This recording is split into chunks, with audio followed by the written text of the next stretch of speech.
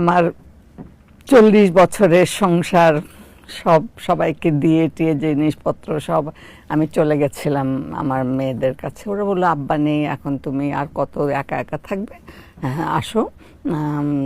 আমার 2 মেয়ে তো বাইরে থাকে, যে আমার কাছে থাকবা। আমার বড় মেয়ের কথা বলছি, ছোট মেয়ে, এবং ওই সব ব্যবস্থা করে নিয়ে গেল। কিন্তু আমার ওখানে মন টেকে না।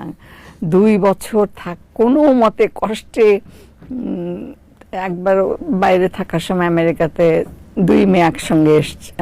বড় মেয়েও আসলো কানাডা থেকে, এসে সেইবার একসঙ্গে ঈদ করলাম সবাই মিলে। আর পরে দেশে আবার আমার যখন যেবার 80 বছর পূর্ণ হলো, এখন তো 84 বছর, ওরা 2 জন এসেছিল একসাথে আর কি। তখন এরকম করে আর কি। এখন ঈদে ওরা আসতে পারে না, আর ওখানেও ওদের ছুটি থাকে না। হ্যাঁ, ঈদের দিন হয়তো ওয়ার্কিং ডে, কাজ করছে।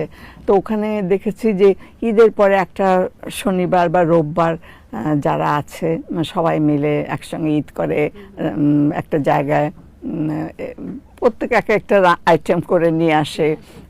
ওখানেও অনেক আনন্দ, সবাই নতুন জামা টামা পরে আসে। তো ওইখানেও আমি 2 বছর আমেরিকাতে দেখেছি ঈদের যে আনন্দটা, সেটাও সবাই খুব আন্তরিক, সবাই একদম পাগলের মতো দেখা হয়। আসলে এত কাজে ব্যস্ত থাকে ওরা, এবং সত্যিকার অর্থে বলি যে ওদের যে সময় একদম মানে ঘড়ি ধরে বাঁধা, এতটা থেকে এতটা কাজ করবে, এই শনিবার দিন ঘর পরিষ্কার করো, কাপড় ধো, বাজারে যাও, বাজার করে আনো, মানে ওই ছুটির দিনগুলোতে আবার কেউ কারো বাসা যাবে, সেটাও সময় করে।